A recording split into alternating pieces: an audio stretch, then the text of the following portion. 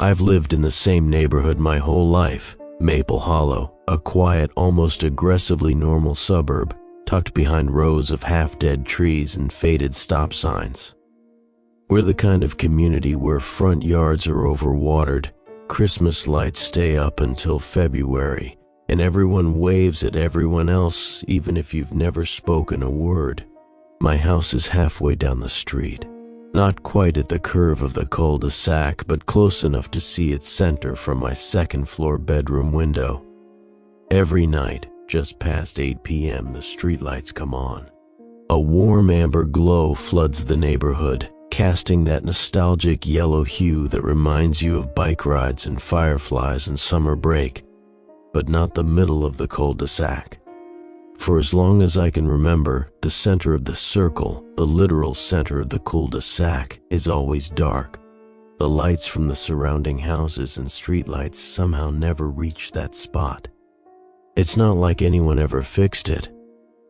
The city claimed all the street lamps were functional.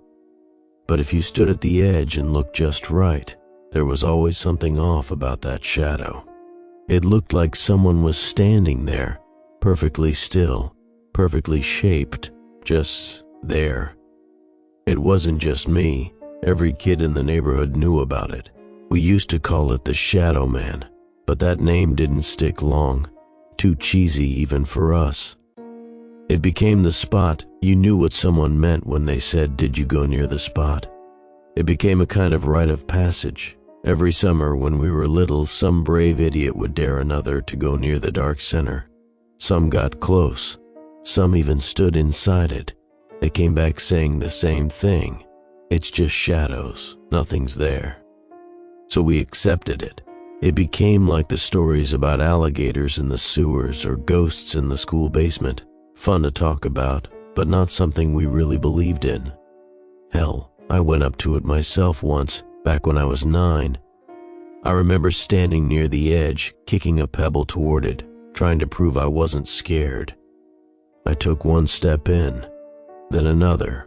My foot disappeared into the black, then my legs, my chest, my arms. It was just a shadow, nothing more. But tonight, something changed. Tonight, the spot moved. I was brushing my teeth when it happened. It was around 10:45 p.m., and I had the window cracked open because it gets hot upstairs even with the fan running. That's when I heard something, a noise I couldn't place. Not a scream, not a bang, just movement. A scraping shuffle against the asphalt, like a boot dragging slowly across pavement. I stopped brushing and leaned toward the window. At first, it looked the same. The center of the cul-de-sac was still dark. That same inky pit of blackness ringed by warm light from the rest of the street. But then it tilted. I swear to God, the shadow leaned. The silhouette inside the darkness bent slightly, like it was peering toward one of the houses. It was no longer just standing there. It was looking. I dropped the toothbrush, didn't even notice it roll into the sink until minutes later. The shadow returned upright, not quickly, not in some jerky, sudden twitch. It moved slowly, deliberately, like whatever it was, it knew I was watching. Then it took a step. The darkness didn't ripple or change shape. The figure inside it didn't shift lighting. But I saw it. One step, forward, not left, not right, toward me. I slammed the window shut. I backed away from the window so fast I nearly tripped over the laundry basket by my bed. My heart pounded in my chest, not from fear exactly, but from something worse, uncertainty. I'd stared at that shadow most nights of my life.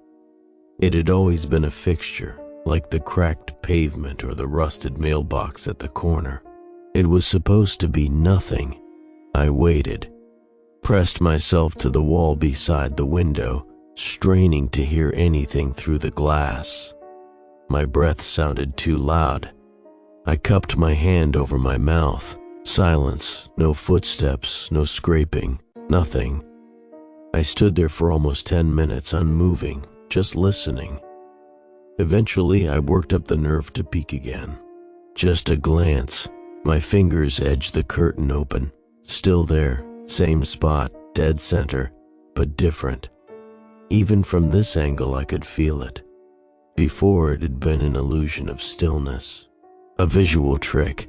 Something your brain filled in because of the way the lights cast long shadows across cracked concrete. Now it was real, tangible, intentional. Like something pretending to be part of the shadow.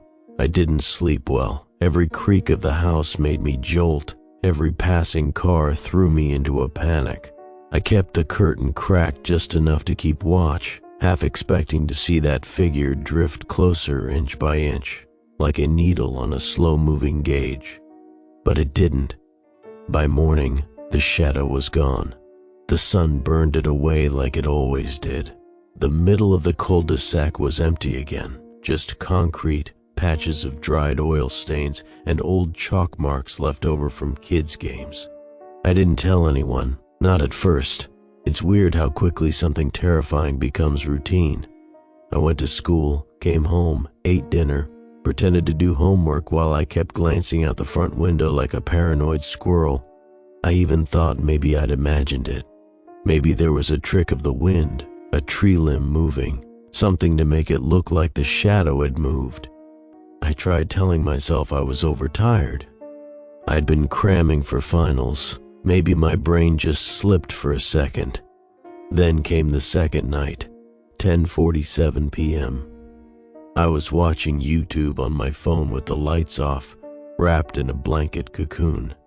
My window was still locked tight, but my curiosity burned hotter than my fear. I slid out of bed and crept toward the curtain again.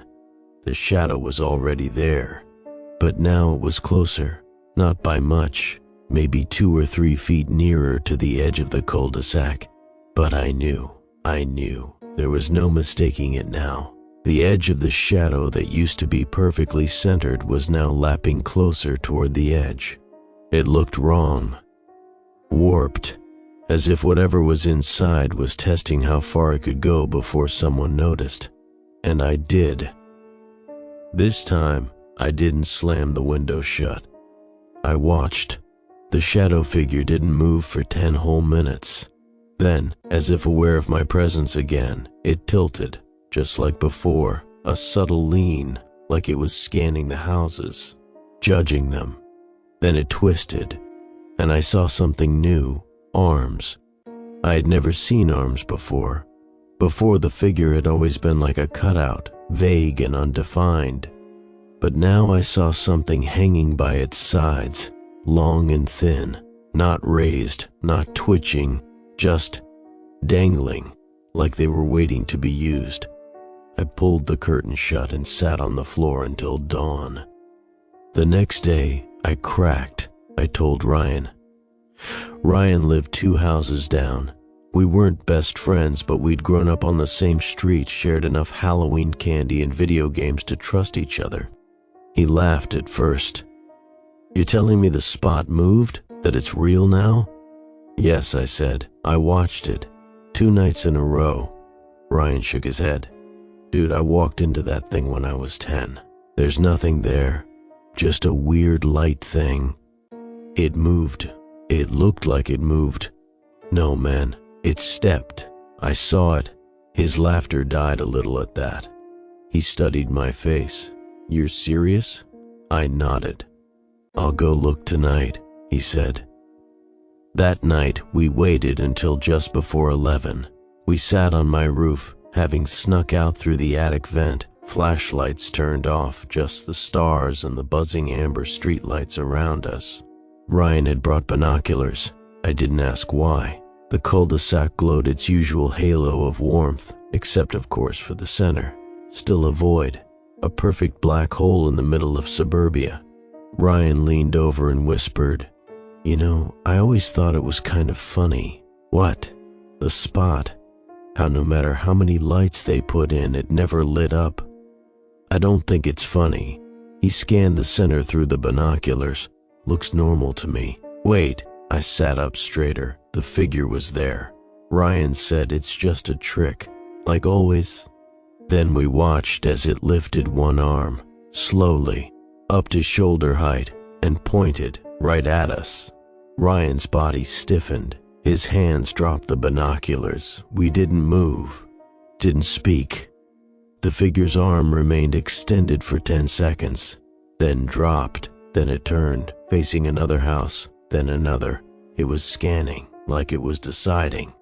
Ryan whispered, "We have to go." I agreed. Back inside, we argued. It saw us. "Shut up, Ryan, it didn't see us. It doesn't have eyes. It pointed at us." We didn't know what to call it anymore. It wasn't the spot, not now. The shadow was something else, something that had always been there, and only now was deciding to stop pretending. We tried researching. There were no legends about shadows like this, no news reports, no Reddit threads. Just whispers from neighborhood kids who grew up here and moved on, their memories filed away as childish imagination. But we knew better now. We made a pact. One of us would watch each night. If it moved again, we'd document it, take photos, video maybe. We'd stay back, keep a distance. But that next night, it didn't just move, it left the circle. It happened at 12:03 a.m. I was on watch that night. Ryan had school stuff. He wanted to swap shifts, but I said no. Something told me it would happen again, and I didn't want to miss it. I was sitting on the floor beside my window, lights off, phone in hand but screen dimmed. I watched the Cul-De-Sac like a soldier on night patrol, counting every still second like a heartbeat. The figure hadn't moved for almost an hour. I was starting to think maybe it wouldn't. Maybe the thing had retreated. Or worse, maybe I'd imagined it all. The stress, the silence, the long nights without sleep. I almost let myself believe it wasn't real. Then it stepped forward. Just one stride, a full step. Not within the shadows, not within the spot, out of it. Onto visible pavement, into the light. I froze. My mind refused to make sense of it. The streetlights should have illuminated whatever it was, washed it out in golden yellow like the rest of the neighborhood, but they didn't. Even outside the spot, the shadow didn't change. It was like the light bent around it, not absorbed, not reflected, avoided. The blackness clung to it like oil, and even though I could clearly see its feet now touching the ring of concrete outside the center, no detail emerged. No face, no eyes, no shine, just absence. It took another step. I choked on my breath, backed away from the window instinctively, then edged forward again. Another step. It wasn't walking straight. It was angling toward Ryan's house. I texted him in a panic. "Me, are you awake? Me, look out your window right now. Me, it's moving toward your place. Me, Ryan." No reply. Another step. The figure didn't jerk, didn't rush. It moved with the same unnatural calm, like a predator that had already decided there was no point in hurrying. It took its time. Then it stopped, about halfway between the center of the cul-de-sac and Ryan's front yard. It stood there like it was listening. I strained. My ears ached with how hard I tried to catch something. A breath, a scuff, anything. Nothing. And then the front porch light at Ryan's house turned on, and the shadow vanished. The next morning, Ryan didn't come to school. I biked over the second I got home. His house looked normal. Garage closed, curtains drawn, a single sprinkler spinning lazily in the front yard.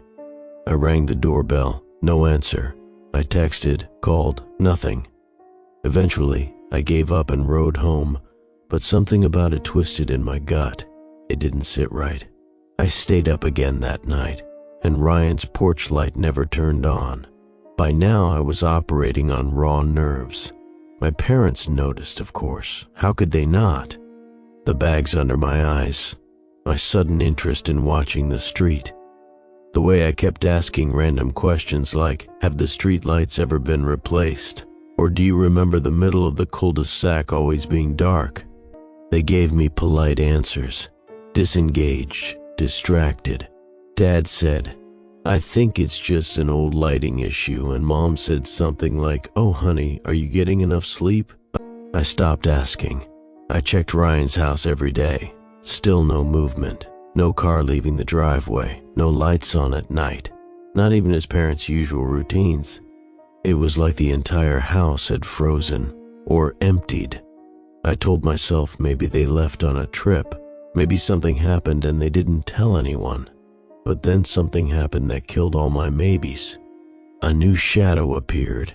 I caught it around 1:30 in the morning. I wasn't watching the Cul-De-Sac anymore. I had retreated to the safety of my hallway, away from the windows. I was tired of looking, tired of hoping nothing would happen when I knew it would. But something made me check, just once more. And I saw two shadows standing there. One in the center, one just outside it, smaller, shorter. The second one looked like Ryan, but it wasn't him. It couldn't be. He wasn't moving. He wasn't pacing or waving or calling out. He was standing perfectly still beside the original shadow, both of them facing outward in complete silence, as if waiting, as if watching, as if Ryan had become part of it. I couldn't sleep after that. I barely moved for hours.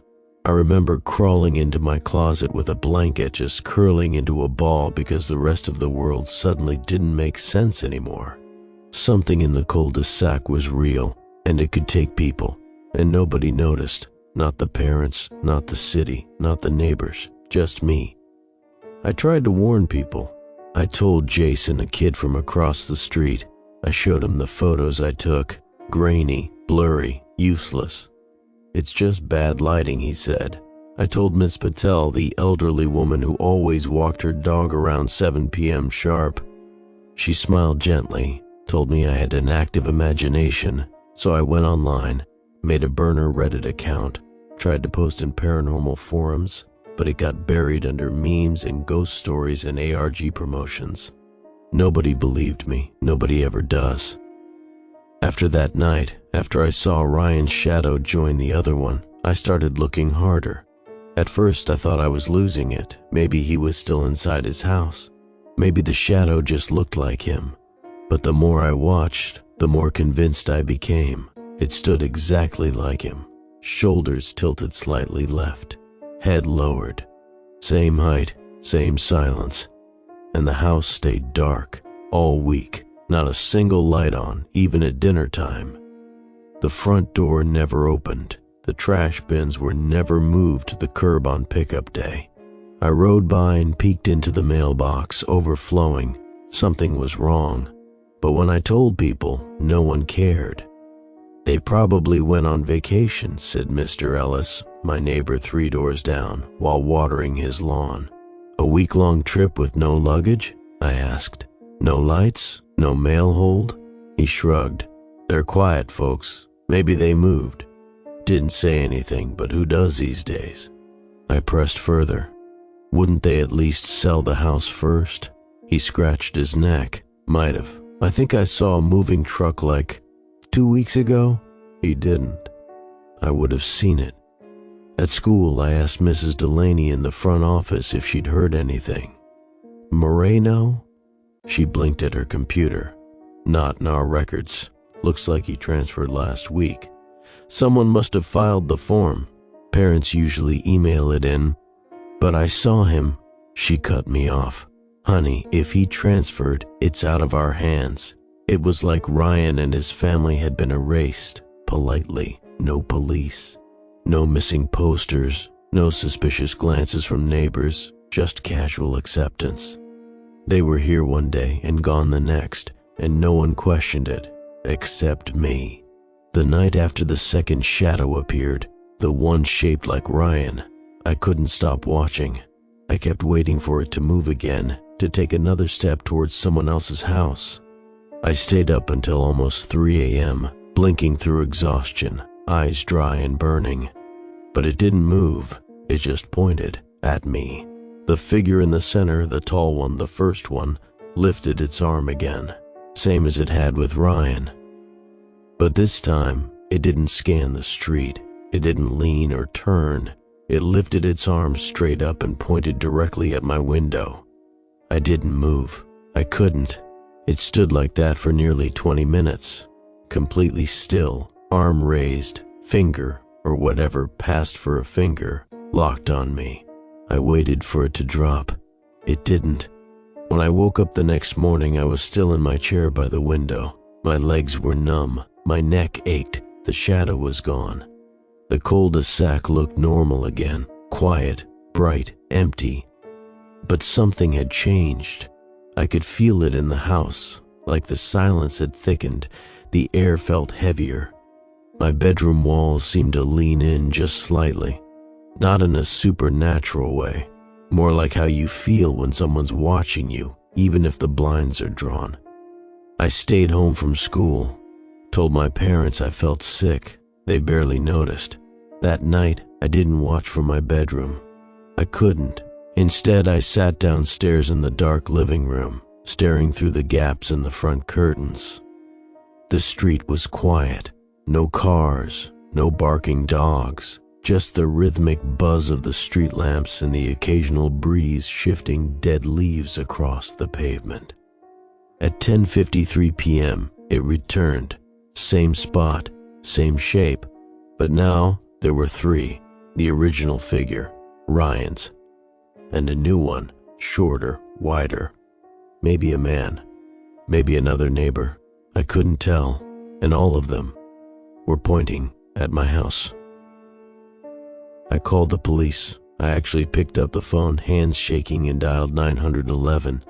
The dispatcher answered, calm, polite. 911, what's your emergency? There are people standing in my street, in the middle of the cul-de-sac. They've been there for hours. How many people, sir? 3 now, but one of them wasn't there before. They're just standing, in the middle of the road. Are they doing anything threatening? They're pointing at my house. Silence. Sir, do they appear to be armed? I can't see details. They're just shadowy. Yes, they look like shadows, even under the streetlights. They don't look real, but they are. They moved before. They took someone. Another silence. Then, sir, are you safe inside your home right now? Yes, but keep your doors locked. Stay inside. An officer will be dispatched to your location shortly. I waited by the window, phone still in hand. 10 minutes passed. No one came. 20, 30. I called again. Busy signal. I didn't sleep. The shadows didn't leave. Eventually, as the sun rose, they faded. Not disappeared. Faded, like melting into the pavement. The light chased them off, and still no police, no call back. No squad car ever showed. It was like I had never called. The next day I told myself I needed to do something, anything, before it came back. So I walked to the cul-de-sac. Broad daylight, 2:15 p.m., sun high, birds chirping, kids riding scooters. I stood in the center, right in the middle of the spot. The pavement was just pavement. No blood, no dents, no scorch marks, nothing to tell me this place had been anything but ordinary. I even stomped my foot, hard, just a hollow echo of rubber on asphalt. A mom walked by with a stroller and gave me a sideways glance. I didn't care. I stood there for 10 full minutes, daring it to do something, but nothing happened. Because it didn't come during the day. That night it rained, not heavy, just enough to wet the streets, slick the roofs, and blur the reflection of the lights on the pavement. I sat by the front door holding a baseball bat. Dumb, I know, but it felt better than nothing. I watched the Cul-De-Sac through the window. At 11:22 p.m. they returned. Now there were 4. The original, Ryan, the wide one, and someone new, tall and thin, maybe a woman. They stood in a staggered line, still and silent. Their darkness warped the reflections in the wet street. They didn't cast shadows. They were shadows. I gripped the bat tighter. Then the original one, the first one, took a step, off the circle, onto the sidewalk, toward my house. I stumbled back from the window. The figure had never done that before. None of them had. The circle, that was their place. The center of the cul-de-sac, that black hole in the light, that was where they appeared, where they stayed, until now. Now it was moving toward me. It didn't rush, it didn't crawl or twist. It just walked, one silent, deliberate step at a time down the sidewalk. I flicked off every light in the house, grabbed the bat, locked the deadbolt, slid the chain into place, checked the window latches for the 5th time that week. Then I crouched behind the couch and stared at the door. I don't know how long I sat there, but eventually I heard it, a soft shuffle just outside, like a foot dragging against concrete. Then silence. I held my breath. More silence. Then tap. My stomach dropped. Tap. A fingertip on glass. It was at the window. I slid along the floor on my elbows, heart rattling in my chest, and peeked over the couch. Just enough to see the front window above the curtains. There was no face, no eyes, no glare, but I could feel it there, right behind the glass, watching. It didn't knock again. It just stood there. I stayed frozen behind the couch for what felt like hours. The rain outside picked up again, just a light drizzle, but loud enough to cover the sound of my own panic. I texted Ryan again, stupidly, like maybe he'd answer from wherever he was. Me, it's outside. Me, what do I do? Me, please. Me, are you still you? No reply. Of course not. Eventually, sometime past 3 a.m., I looked again. Gone. The sidewalk was empty. The streetlights glowed, flickering a little in the rain. The cul-de-sac once again was just a circle of pavement under amber light. No figures, no shadows, no one. I didn't sleep. Couldn't. When my mom came down for her morning coffee at 6:30 a.m., I was still curled up on the floor behind the couch, gripping the bat with white knuckles. She didn't even ask, just stared for a moment, blinked slowly, and went about her morning, like I wasn't even there. That day, I made a choice. If no one else would do anything, if the police wouldn't come, if the neighbors wouldn't notice, if even the school had quietly erased Ryan, then I'd deal with it myself.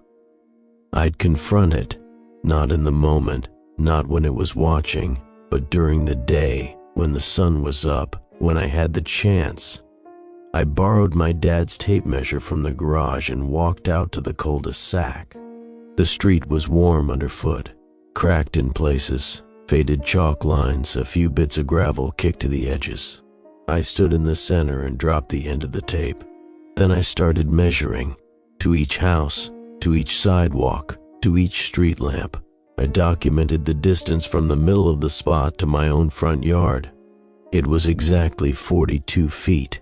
I measured from the center to Ryan's house, exactly 42 feet. Then to the house across from mine, 42. Every figure had appeared in order, and each one was exactly 42 feet from the last. It was moving in a circle, house to house, person to person. It hadn't chosen randomly, it was following a path. I tried telling someone again, Mr. Ellis. I knocked on his door that evening, still clutching the tape measure in one hand. He answered in a stained white t-shirt, holding a bottle of beer. Hey kid, something wrong? I think something bad is happening. In the cul-de-sac? He squinted. Like what? There's something that shows up at night, something that stands in the middle, and then it moves. It pointed at Ryan's house. Then Ryan disappeared. Now it pointed at mine. He blinked, shifted the beer from one hand to the other. You sure you're feeling okay? I measured it, I said, voice rising. 42 feet between every house it's moved toward. It's going in a circle. It'll come for you eventually. Maybe tonight. He scratched his chest absently and glanced at his mailbox. Didn't you used to be friends with that Moreno boy? I nodded. Yeah, he said, nodding thoughtfully. I think they moved last week. Saw a moving van. No, you didn't." He looked at me for a long moment, then slowly, calmly, he closed the door. That night, I waited. I didn't hide. I didn't sit behind the couch or upstairs in my room. I sat on the front porch, bat across my lap, flashlight beside me, phone at the ready. I thought maybe I could catch it, record it, expose it somehow. At 11:07 p.m., the first figure appeared, then the second, then the third, then the fourth, each one flickering into place like a corrupted slideshow, each standing in its silent station around the edge of the cul-de-sac. Then came the fifth, new, short, slumped, leaning slightly to the side. It joined the others, and all five pointed. Not at me this time, at Mr. Ellis's house. I didn't sleep. I watched. The five shadows stood in formation for over an hour, motionless, arms raised, every one of them directed squarely at Mr. Ellis's house. I thought about knocking, about shouting, about throwing something through his window just to wake him up. But I didn't, because somewhere deep inside me I knew it wouldn't matter. Whatever this thing was, it didn't care who believed in it. It didn't need fear or faith or folklore. It just moved. It advanced, step by step, house by house, like a ticking clock with no concern for anyone's disbelief. It would come whether you saw it or not. At 12:48 a.m., the fifth figure took a step forward, then another toward Mr. Ellis's front door.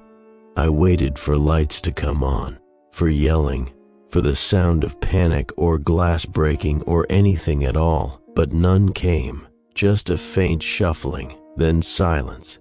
By morning, his house was still, his front yard untouched, his door closed, but his car never left the driveway again.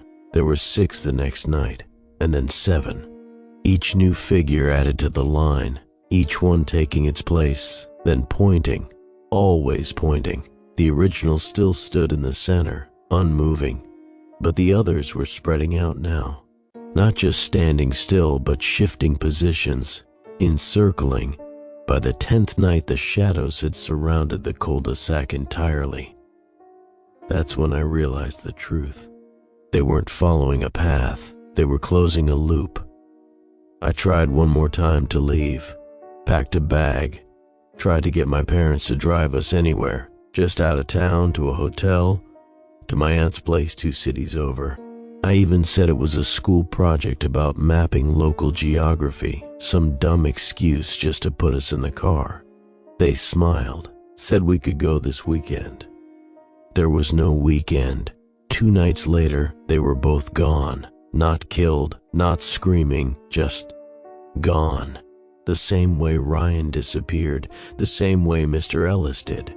Their spots at the dinner table empty, their rooms silent, clothes still in the closet, phones still charging, doors unlocked. I called their phones, both went to voicemail. The fridge hummed like normal, the air conditioning clicked on, and the house was empty. Now I live here alone. The lights still come on each night.